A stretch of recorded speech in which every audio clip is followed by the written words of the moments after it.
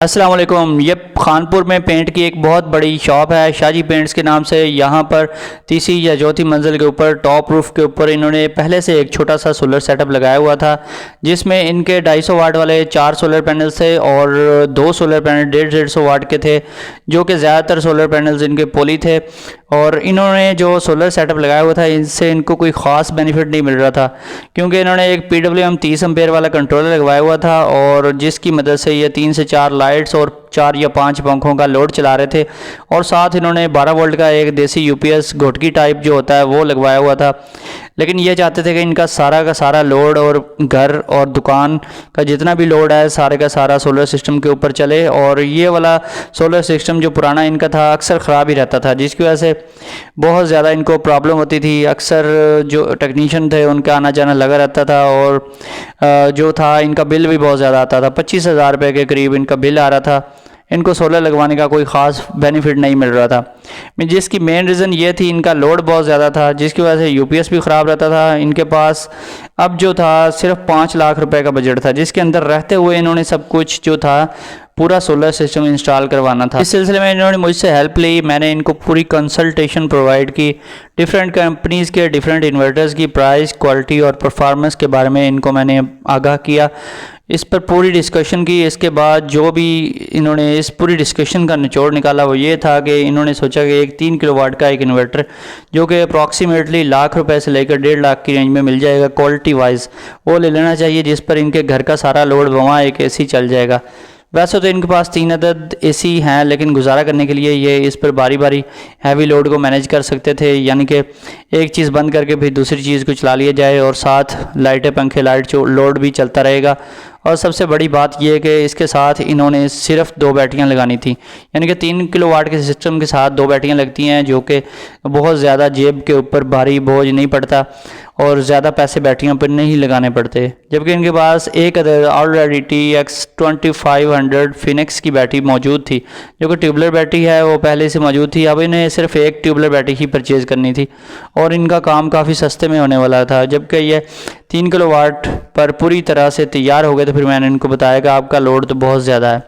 अच्छा, यहाँ पर मैं आपको बताऊं कि इन रेडीमेड बने हुए स्टैंड्स की एक सबसे बड़ी कवाही ये है कि इन पर लगे हुए हर सोलर पैनल की हर जोड़ी का अपना ही एक अलग से लेवल होता है। चूँकि ये लोहे के बजाय जस्ती होते हैं, इसलिए इनकी स्ट्रेंथ भी लोहे से काफ़ी कम होती है। इसमें आपको 14 गेज वाले स्टैंड यूज़ करने चाहिए। रावल बोल्ट लगाने के बाद कोशिश करेंगे ऊपर से सीमेंट बजरी से उसे कंक्रीट लाजमी कर दें, क्योंकि कई बार रावल बोल्ट लगाते हुए छत के ऊपर लगे हुए गुटका टाइल में ही रावल बोल्ट स्लिप कर जाते हैं। यहाँ पे इनके जो ओल्ड सोलर पैनल्स लगे हुए हैं, इनमें से सिर्फ ये 2 वाले सोलर पैनल्स ही काफ़ी हद तक बेहतर हैं, लेकिन ये भी पोली हैं। मोनो के जो पैनल्स होते हैं उनका काफ़ी अच्छा रिजल्ट होता है, और उनकी जो एम्पेयर हैं वो ज़्यादा होते हैं, 1-2 एम्पेयर लाजमी ज़्यादा होते हैं। और ये जो बाकी इनके सोलर पैनल्स हैं ये काफ़ी ओल्ड टेक्नोलॉजी के हैं, काफ़ी पुराने होने के बाद इनके अंदर क्रैक्स बन गए हैं, और हीट की वजह से ये काफ़ी ख़राब हो चुके हैं। तो ये सोलर पैनल्स, अब इनको ये था कि ये सोलर पैनल्स भी हम साथ ही चला दें किसी तरीके से लगाकर। तो अब यहाँ पर ये हमारे टेक्नीशियन जो हैं इसकी एक स्ट्रिंग बनाने के बारे में सोच रहे हैं। पुराने सोलर पैनल्स की वोल्टेज चेक किए तो 143 वोल्टेज थे, तो ये हिसाब लगा रहे हैं कि हमारी जो 4 पैनल की दूसरी स्ट्रिंग है, 4 पैनल इन्होंने परचेज़ किए थे जे सोलर के। 4 पैनल्स डॉक्यूमेंटेड सोलर पैनल्स हैं, तो ये इन्होंने परचेज़ किए थे। वो सोच रहे थे हमारे टेक्नीशियन भाई के ये जो पुराने सोलर पैनल हैं इनकी भी अलग से एक स्ट्रिंग बनाकर इसको पैरेलल कर दें। ये काम आपको हरगिज़ नहीं करना चाहिए। जब भी इस तरह का काम करेंगे तो प्रॉब्लम हमेशा देखने को मिलेगी। फिर इसका हमने क्या सॉल्यूशन निकाला वो सारा कुछ मैं आपको इस वीडियो में बताता हूँ। अगर छत लेंटर वाली हो तो उसमें रावल बोल्ट काफ़ी ज़्यादा मजबूती से लगाए जा सकते हैं, लेकिन ऊपर जो मिट्टी डाल के गुटका टाइल लगाई होती है उसमें रावल बोल्ट्स की इतनी ज़्यादा मजबूती नहीं होती। इसी तरह से टियर गर्डर वाली छत पर भी अगर आप बहुत ज़्यादा मजबूती चाहते हैं तो छत के आर पार सुराख करके टियर और गर्डर्स के साथ नीचे से एक पट्टी रख कर वेल्ड कर दें, और फिर उनके साथ अपने फ्रेम्स को वेल्ड करें। हर सोलर पैनल के दरमियान में आपको कम से कम 2 इंच से लेकर 4 इंच का गैप लाजमी छोड़ना चाहिए, और वक्फे से सोलर पैनल्स के अंदर गैप लाजमी रखना चाहिए, ताकि आंधी से बहुत ज़्यादा हवा का प्रेशर न बन सके। जब आंधी आती है तो हवा बहुत तेज़ी से चार्ज होती है, सोलर पैनल्स के नीचे जो स्पेस बनी होती है वहाँ पे भरने की वजह से वो फिर दबाव डालती है जिसकी वजह से सोलर पैनल उड़ जाते हैं। अगर ये गैप होंगे तो एयर प्रेशर डेवलप नहीं होगा, तो फिर यहाँ से इन ब्लैंक स्पेसेस से हवा का दबाव लीक होता रहता है। पुराने सोलर पैनल्स की एक स्ट्रिंग बनाकर भी नए पैनल के साथ कभी ना लगाएं, पैरेलल ना लगाएं, वरना आपको कोई खातर खा रिजल्ट नहीं मिलेगा। अगर पुराने पैनल्स आपने लाजमी नए पैनल के साथ लगाने तो इनको डबल करके एक ही स्ट्रिंग में एडजस्ट करें। बने हुए स्टैंड्स को सपोर्टें लगाकर मजबूत करें। अगर सपोर्ट्स नहीं लगाएंगे तो काफ़ी ये कमज़ोर किस्म के ये स्टैंड होते हैं। और हमेशा कोशिश करें कि गैल्वनाइज्ड नट बोल्ट्स ही यूज़ करें, या फिर जस्ती नट बोल्ट्स, या फिर जिन्हें स्टील के नट्स बोल्ट्स भी बोला जाता है, वो लगाएं ताकि उनको कभी भी जंग ना पड़े। और कभी बाद में खोलने भी पड़ते हैं तो फिर सोलर पैनल डैमेज ना हो खोलते हुए। यहाँ पे जो पुराने ज़माने में लगते थे लोहे के नट बोल्ट्स, उनको जब आजकल हम खोल रहे हैं जगह जगह लगे होते हैं तो उनको काफ़ी जंग लगा होता है जिसकी वजह से वो खुलते ही नहीं हैं। तो यहाँ पे मैं आपको बता रहा था कि जो शाजी पेंट्स वाले शाह साहब हैं, हैदर अली शाह साहब, इन्होंने मुझसे मशवरा जब किया कि हम अब क्या करें, तो 3 किलोवाट का सेटअप लगाने पे ये पूरी तरह से तैयार हो चुके थे। तो फिर मैंने इन्हें बोला कि आप ऐसे करें कि आपका लोड तो बहुत ज़्यादा है, आपके घर में 3 एसी हैं और दुकान का लोड है और जो है घर का भी माशाल्लाह काफ़ी लोड है आपका, बहुत बड़ा एक आपको सेटअप चाहिए। आप इन फ्यूचर सोचें कि आपने सिस्टम को एक्सटेंड भी करना है। एक अदद एसी 3 पंखे ये अभी आप चला लेंगे, लेकिन आपको आपके घर में जो 10-12 पंखे हैं, एसी है और वॉशिंग मशीन, आयरन और रूटर पंप, आपने सब कुछ चलाना है। तो आप एक 6 किलोवाट का एक सिस्टम लें, एक बड़ा इन्वर्टर लें। तो आपका जो इन्वर्टर है 3 किलोवाट का, अगर आपने गलती कर ली कभी तो इन्वर्टर को झटके लगेंगे। और प्रोटेक्शन तो होती है इन्वर्टर के अंदर, लेकिन ये इन्वर्टर अक्सर जलते रहते हैं। जितनी मर्ज़ी अच्छी कंपनी का इन्वर्टर ले लें तो वो जब जलने पे आते हैं तो फिर पूछते हैं किसी से नहीं है तो फिर उड़ जाते हैं। आप ऐसे करें, कम से कम आप ऐसे करें 4 अदद सोलर पैनल्स 545 वाट के मोनो पर हाफ कट डॉक्यूमेंट्स वाले एक बार लगवा लें। बैटरियां बेशक आप ना लगवाएं, कल करना 4 अदद ट्यूबलर बैटरियां लेकर आप जब मर्ज़ी इसके साथ अटैच करवा दीजिएगा। अभी बगैर बैटरी के आपका जो MPPT हाइब्रिड बेस इन्वर्टर है ऐसे ही चलेगा। फिर ग्रेजुअली आप इसको स्टेप बाय स्टेप अपग्रेड करते हुए सोलर पैनल्स को बढ़ाते जाइएगा, जिसके साथ आप मिनिमम 16 पैनल्स तक बढ़ा सकते हैं, इससे ज़्यादा भी लगा सकते हैं। तो फिर इन्होंने इस चीज़ पर अमल करते हुए फ्रोनस का PV7000 यानी कि जो ओल्ड मॉडल था वो तलाश करना शुरू कर दिया। जैसा कि आपको पता है कि करेंसी हमारी डीवैल्यू हो चुकी है और जो हमारी सोलर कंपनीज़ हैं उनको ज़्यादा प्रॉफिट नहीं बच रहा था। पुराने जो मॉडल्स है वो काफ़ी हैवी वेट और अच्छी क्वालिटी के थे, तो उन्होंने नई सीरीज़ के नाम से नए नए इन्वर्टर्स लॉन्च करने शुरू कर दिए हैं, जिसमें काफ़ी सारी चीज़ें उन्होंने कम कर दी हैं, काफ़ी सारी स्पेसिफिकेशंस कम हो गई हैं, वेट कम कर दिया है। तो फिर इसलिए जो ओल्ड मॉडल था हमने उसी को प्रेफर किया। तो एक जगह से मिल गया, लेकिन उसकी प्राइस तो 1,75,000 रुपये चल रही थी, लेकिन कुछ अपने सोर्सेज यूज़ करते हुए हम लोग उसे 1,65,000 की प्राइस तक ले आए। और साथ ही हमने 84 रुपये पर वाट के हिसाब से 4 अदर डॉक्यूमेंट्स वाले जे सोलर के पैनल्स भी परचेज़ कर लिए, जो हमें तकरीबन 1,83,000 के राउंड अबाउट टोटल मिल गए। और साथ ही हमने 2 सोलर स्टैंड भी परचेज़ कर लिए, 4 पैनल्स जिसके ऊपर हमने लगाने थे, जो कि 4500 रुपये पर स्टैंड के लिहाज से हमें मिले, जो कि हमने सिर्फ लो बजट को देखते हुए लिए। वैसे मैंने इनको मशवरा दिया था आप ये वाले स्टैंड बिल्कुल यूज़ ना करें, आप ऐसे करें कि ग्राउंड स्ट्रक्चर तैयार करवाएं, ख़ुद किसी वेल्डर से बात कर लें, तैयार करवाएं या हमें बताएं, हम किसी को ले आते हैं यहाँ पे, तो जिसमें एंगल पट्टी या फिर पाइप यूज़ करते हुए इसकी मजबूती को यकीनी बना सकें। आपकी बिल्डिंग का जो टॉप रूफ है उसकी हाइट भी काफ़ी ज़्यादा है, यहाँ पे एयर प्रेशर भी बहुत ज़्यादा होता है, यहाँ पे कोई पर्दा वगैरह नहीं है, जिसकी वजह से आंधी का ज़ोर जो है वो सीधा प्लेटों के ऊपर आता है।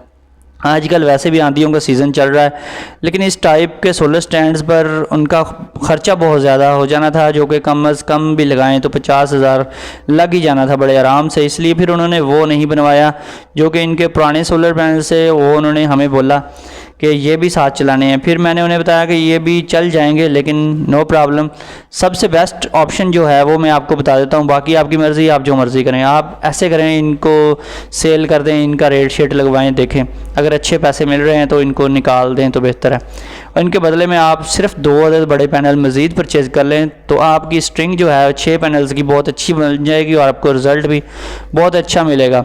और वैसे भी ये पुराने पैनल्स जो हैं अपनी आधी लाइफ तो पूरी कर चुके हैं, मेरे ख्याल में कोई 5-6 साल या 7 साल हो चुके हैं इनको। अब ये मज़ीद कोई 5 साल या 7 साल और चल जाएंगे। और ऊपर से ये भी पोली हैं जिनका करंट वैसे भी काफ़ी हद तक कम होता है। और आजकल तो नई टेक्नोलॉजी के बड़े पैनल आ रहे हैं, 25 साल तो वो बआसानी चल जाएंगे। बस एक बार आप साफ़ सुथरा काम करवा लें, उसके बाद आपकी जान छुटी। अक्सर मैंने देखा है कि सोलर टेक्नीशियन बहुत जल्दी में होते हैं और ये जो नट बोल्ट्स हैं ये ढीले ही छोड़ देते हैं, और जब पैनल ऊपर कसे जाते हैं तो फिर इन नट बोल्ट्स को जो स्टैंड को जोड़ते हैं आपस में, इनको टाइट करना भूल जाते हैं, जिसकी वजह से जब आंधी आती है तो हचकोले लगते हैं और झटके लगने की वजह से पूरा को पूरा स्टैंड ही टूट जाता है, जिसकी वजह से बहुत सारे लोगों की प्लेटें डैमेज हो जाती हैं। स्टैंड का कोई कसूर नहीं होता, नट बोल्ट्स टाइट रखें। फिर हमने कुछ लोगों से और कुछ शॉपकीपर्स से पूछा कि हमने पुराने पैनल्स सेल करने हैं, तो जल्द ही सिर्फ 1-8 घंटे में थोड़ी सी मेहनत करने के बाद हमने उनका एक ख़रीदार ढूंढ लिया, जिसके साथ थोड़ी बहुत बार्गेनिंग करने के बाद हमने पुराने पैनल्स जो थे वो राउंड अबाउट 60,000 में सेल आउट कर दिए। उनमें से एक सोलर पैनल जो 250 वाट वाला था वो काफ़ी ज़्यादा डैमेज था, वो काम ही नहीं कर रहा था, डेड था। वो कस्टमर ने लेने से इनकार कर दिया, जबकि बाकी 3 250 वाट वाले पैनल और 2 150 वाट वाले पैनल हमने 60,000 में दे दिए, और जो कि इनके स्टैंड थे वो हमने अलग से 10,000 के सेल करी। आप देख सकते हैं कि पुराने जो फ्रेम थे उनको पेंट भी नहीं किया गया, और इनके अंदर जो नट बोल्ट्स लगे हुए हैं काफ़ी लंबे लंबे और लोहे वाले पुराने ज़माने के लगे हुए हैं। ये हमारा एक बंदा सारा दिन इसको काटने की कोशिशों में लगा रहा, और फिर सारा दिन उसका टाइम वेस्ट हुआ, लेकिन वो कटे ही नहीं। फिर हमें एक ग्राइंडर मंगवाना पड़ा, जिसकी वजह से हमने वो उड़ा दिए, तो हमारे बंदे की जान छूटी। तो नहीं तो अदरवाइज़ लोग क्या करते हैं, इसको काटते हैं, खोलने की कोशिश करते हैं और बहुत चोटें वगैरह लगाते हैं। तो फिर इस तरह से करते कराते अक्सर मैंने देखा है कि ग्लास जो है वो डैमेज हो जाता है, सोलर पैनल ख़राब हो जाते हैं। इसलिए इस तरह की कोशिश कभी भी ना करें। जब भी आपने नट बोल्ट्स लगाने हैं तो कोशिश करें गैल्वेनाइज्ड नट बोल्ट्स लगाएं, ताकि उनको कभी जंग ना पड़े। हमने जो पुराने सोलर पैनल्स सेल किए और उनके स्टैंड भी सेल किए, उन पैसों में हमने थोड़े से पैसे मज़ीद ऐड करके हमने 2 पैनल मज़ीद 545 वाट के परचेज़ कर लिए, सेम टू सेम। और ये हमने दूसरे दिन परचेज़ किए, इसलिए हमें रेट जो था वो थोड़ा सा 85 रुपये पर वाट पड़ गया। पहले हमने 84 रुपये पर वाट के हिसाब से परचेज़ किए थे। यूँ हमारे पास अब 6 अदद 545 वाट वाले सोलर पैनल हो चुके हैं, जिससे इनका काम काफ़ी हद तक साफ़ सुथरा हो गया है। मजबूती के लिए हमने इस पे काफ़ी सारी सपोर्टें लगाई, बहुत ही इसको मजबूत करने की कोशिश की है। यहाँ पर एक बहुत ही इम्पोर्टेंट चीज़ है कि रावल बोल्ट लगाने के लिए लोग जब छत में सुराख करते हैं तो फिर उसको हथौड़ी से जब रावल बोल्ट को ठोंकते हैं तो उसके बाद वो क्या करते हैं, इसको फ़ौरन से जो है उसका बोल्ट जो है वो खोलने की कोशिश करते हैं, लेकिन उसको फ़ौरन कोशिश ना करें खोलने की। उसके एक बार आपने 2 से 3 चूड़ियाँ कस लेनी है, टाइट कर लेनी है, उसके बाद उसका बोल्ट जो है वो आपने खोलना है। अदरवाइज़ अगर ऐसे ही आपने बोल्ट खोल लिया तो आपका जो रावल बोल्ट का नीचे वाला नट होता है वो नीचे छत में मिट्टी में गिर जाता है, फिर वो ऊपर उठता ही नहीं है और वो रावल बोल्ट ज़ाया हो जाता है। जब वो गहराई में गिर जाएगा तो आपको नया बोल्ट परचेज़ करना पड़ेगा। इस तरह से मैंने बहुत सारे अनाड़ी लोगों को काम करते हुए देखा है। वो अक्सर इतने सारे रावल बोल्ट लगा के ज़ाया करते रहते हैं, उनको सही पता ही नहीं होता। इन्वर्टर को हमेशा लेवल करके फिट करें। आपके हर मोबाइल में कंपास होती है, कंपास के अंदर लेवल होता है, उस लेवल मीटर को भी आप यूज़ कर सकते हैं। इसके अलावा जो है हार्डवेयर वाली शॉप से भी लेवल वाला जो पैमाना है वो भी मिल जाता है। इस तरह से डीबी बक्स को भी आप लेवल करें, हमेशा लेवल करके लगाएं, ताकि दूर से या नज़दीक से जो बंदा भी देखे उसको सारा कुछ सीधा नज़र आए और साफ़ सुथरा काम हो, नीट एंड क्लीन होना चाहिए। इसके अलावा हमेशा लाइट लोड और हैवी लोड की अलग अलग पार्टीशनें करें और न्यूट्रल और फेज़ को अलग अलग करें। जब भी आप हैवी लोड और लाइट लोड की पार्टीशन बनाते हैं तो न्यूट्रल और फेज़ के जो डीबी बक्स ओल्ड डीबी बक्स जो लगा होता है उसमें उसको अलग अलग करना चाहिए। डीबी बक्स में हमेशा फ्लेक्सिबल वायर डिफरेंट कलर्स में यूज़ किया करें। मुख्तलिफ़ रंगों में वायर्स मिल जाती हैं, येलो कलर मिल जाता है, ब्लू मिल जाता है, इसी तरह से ब्लैक कलर जो है वो ख़ास तौर पे न्यूट्रल के लिए यूज़ करना चाहिए। अगर आप हार्ड वायर यानी कि 744 यूज़ करेंगे तो ये छोटा सा डीबी बक्स बंद करना आपके लिए बहुत ज़्यादा मुश्किल हो जाएगा और बहुत ज़्यादा ज़ोर लगाते हुए मैंने अक्सर देखा है इसके अंदर जो पेच जहाँ पे लगते हैं वो उसके नक्के टूट जाते हैं और बहुत ज़्यादा प्रॉब्लम होती है। और जब खोलना पड़े तो उसके बाद इसको बंद करना अजाब बन जाता है, बहुत ही मुश्किल काम है, बहुत ज़्यादा परेशानी होती है और घंटा 2-2 घंटे इसी काम पे लग जाते हैं। अगर हो सके तो लोहे का बड़ा डीबी बक्स तैयार करवाएं और इसको ग्रे पेंट करवा लें या फिर वाइट कलर भी करवा सकते हैं।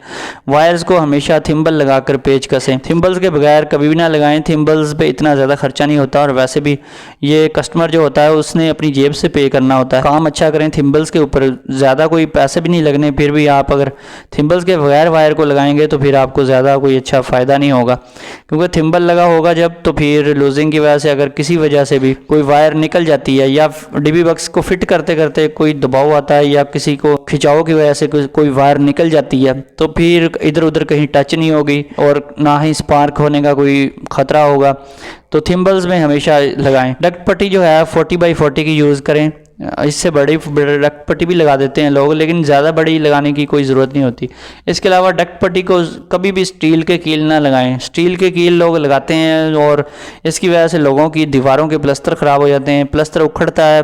कील कभी ना लगाएं, कोई भी कील कभी ना लगाएं। आपके पास जब ड्रिल मौजूद होती है तो फिर ड्रिल की मदद से आप सुराख करके गट्टियाँ लगाकर उसके ऊपर फिर आप पेच कसें।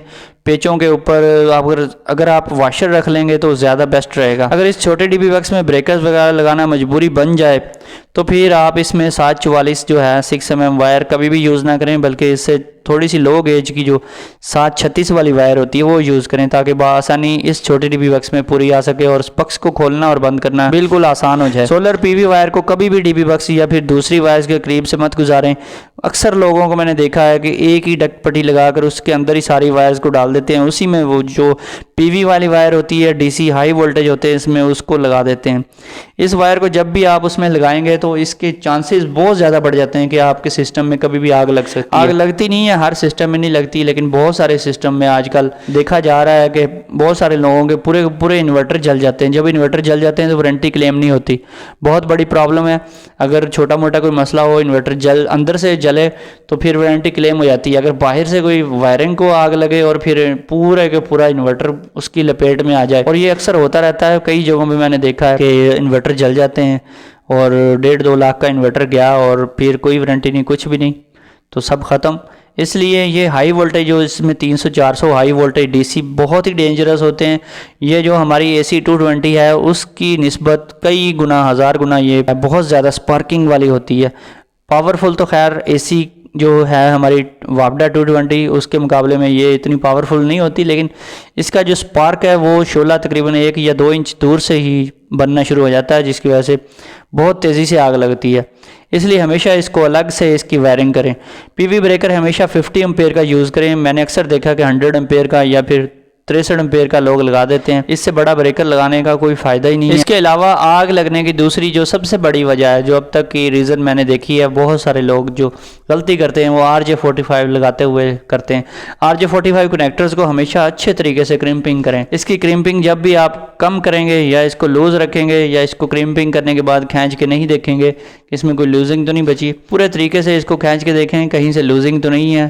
तो अगर लूजिंग है तो इसको दोबारा से काट के दोबारा क्रिम्पिंग करें। RJ45 कनेक्टर अगर डैमेज हो गया लगाते हुए नया कनेक्टर आप परचेज़ कर लें, और कोशिश किया करें कि आपके पास 4, 5, 6 RJ45 कनेक्टर्स जो हैं वो स्पेयर पड़े हों, आपके पास हर वक्त मौजूद हों, क्योंकि अक्सर ये डैमेज हो जाते हैं लगाते हुए अगर डैमेज हो जाएं तो इनको ऐसे ही ना लगाएं, नया कनेक्टर फ़ौरन यूज़ करें, वरना मैंने देखा है इन्वर्टर को यहीं से आग लग जाती है। बहुत ज़्यादा ये केस देखा जा रहा है कि इधर से DC हाई वोल्टेज की वजह से बहुत ज़्यादा हाई वोल्टेज का स्पार्क होता है, जैसे वेल्डिंग हो रही होती है उस टाइप का शोला बनना शुरू हो जाता है, जिसकी वजह से आग लग जाती है। PV के हमेशा वोल्टेज चेक करके लगाएं। वोल्टेज मीटर से आप इसके वोल्टेज चेक करें, चाहे शाम का टाइम हो वोल्टेज फिर भी चेक हो जाते हैं, और प्लस या माइनस अगर डिजिटल मीटर यूज़ कर रहे हैं उसके ऊपर लिखा हुआ आ जाता है, तो वहाँ से आप रिवर्स पोलैरिटी से बच सकते हैं। अदरवाइज़ रिवर्स पोलैरिटी अगर आपने लगा दी, इन्वर्टर का एमपीपीटी जो है फ़ौरन उड़ जाएगा, 1 सेकंड में लगाते सार ही उड़ जाता है, और ये बहुत बड़ा रिस्की काम है। इस तरह का काम आप कभी भी ना करें, बंदे से गलती हो जाती है, तो जितनी बार इसको चेक कर लेंगे उतना ही फ़ायदा है। अगर आपने अलग अलग रंगों में वायर यूज़ करनी है तो बहुत ही अच्छी बात है, क्योंकि बहुत कम लोग अलग अलग रंगों में वायर यूज़ करते हैं। हर कलर में वायर अवेलेबल होती है। जब अलग अलग रंगों में वायर यूज़ करेंगे तो कभी भी कोई परेशानी नहीं होगी। जो नया बंदा कल इसको ठीक करने आएगा, डीबी बॉक्स को खोलेगा, उसको भी कोई टेंशन नहीं होगी, इजीली वो हर चीज़ को देखते सारी समझ जाएगा। हमेशा कोशिश करें कि आप न्यूट्रल वायर के लिए ब्लैक कलर की वायर यूज़ करें। मैंने अक्सर देखा है कि रेड कलर की वायर लगाकर ही सारे कनेक्शन कर देते हैं। यहाँ पे भी ये जो हमारे क्लाइंट हैं इन्होंने बहुत ज़्यादा जल्दी डाली, हमने बहुत कोशिश की, हमें सिर्फ़ और सिर्फ रेड कलर की वायर ही मिली, और वो भी हार्ड वायर थी, काफ़ी फ्लेक्सिबल वायर पूरी कोशिश के बावजूद भी नहीं मिल सकी। काफ़ी सारे शॉप्स पे चक्कर लगाए, लेकिन नहीं मिली, कहीं से भी नहीं मिली, तो मजबूरी के तहत हमने लगाई है।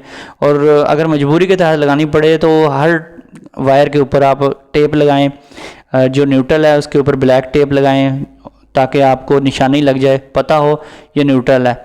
इसी तरह से जो इनपुट और आउटपुट है उसमें भी आप अलग अलग रंगों की वायर यूज़ कर सकते हैं, येलो कलर की, ब्लू कलर की, वाइट कलर्स की, डिफरेंट कलर्स की वायर्स अवेलेबल होती हैं और ये अक्सर मिल जाती हैं। और तमाम ब्रेकर्स जो हैं उनके पेच अच्छी तरह से टाइट करें, ये तीसरी बड़ी वजह है इसके आग लगने की। लेकिन आग इतनी ज़्यादा नहीं लगती अगर एसी वाले इनपुट या आउटपुट एसी के ब्रेकर 220 के जो हैं उनके पेच अगर ढीले भी रह जाएं तो आग नहीं लगती, सिर्फ ब्रेकर डैमेज होता है। आग बहुत कम केस में लगती है, लेकिन ज़्यादा हाई वोल्टेज जो पीवी के हैं, सोलर पैनल्स के वोल्टेज, उन्हीं की वजह से ज़्यादा आग लगती है। इनपुट और आउटपुट के लिए अलग अलग लाइट्स यूज़ करें। अक्सर मैंने देखा है 2 या 3 पैनल के ऊपर लाइट्स होती हैं और लोग क्या करते हैं, इन सब लाइट्स को इकट्ठा करके वापडा इनपुट में दे देते हैं, यानी कि वापडा जब आए हो 2 या तीनों लाइट वो चल पड़ती हैं और जब बंद हो तो 2 या तीनों लाइट बंद हो जाती हैं। आप इनपुट के लिए अलग लाइट लगाएं और आउटपुट के लिए अलग से लगाएं। लाइट जो है सिंपल लाइट कभी ना लगाएं, एम्पेयर वाली जो सिटी वाली लाइट होती है जिसके अंदर एक छोटी सी सिटी कॉइल होती है वो वाली लगाएं तो एम्पेयर भी पता चलते रहते हैं। क्योंकि अक्सर जो है ये बड़ी प्रॉब्लम है, लोगों को पता नहीं चल रहा होता कि वापडा के इनपुट के कितने एम्पेयर हैं और आउटपुट में कितने एम्पेयर जा रहे हैं।